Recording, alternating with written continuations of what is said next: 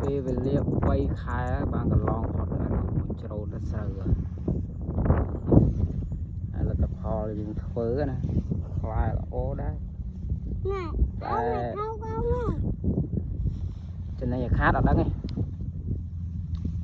ធ្វើមិននៅយើងមានដីមានអីធ្វើតែអត់ធ្វើបើអត់ធ្វើថ្លៃក្នុងស្រុកនៅអាថ្លៃហ៎ហើយជំរឿដឹងបានបានធំដីមហាត់ត្រូតអស់សាមុន60% 40% ហ្នឹងបានម៉ានទេមើលសុខវាសៀងចូលឆ្នាំហើយបាទក៏បើយើងអត់មានឈៀលគេណានៅផ្ទះដេកផ្ទះស្អាតតែលុយក៏នៅដែរចឹង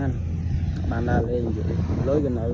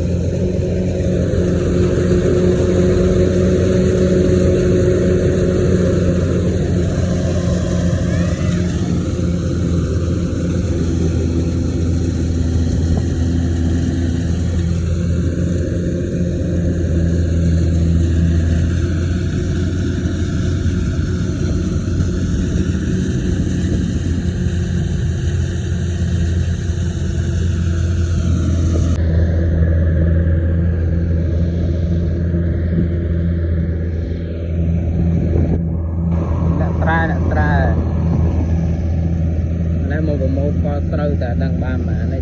តែអត់ស៊ីអត់ច្រើនតែស្រូវរឿងល្អក៏បានដែរវាមិនណាស់ណាគាត់ថាវាគ្រាន់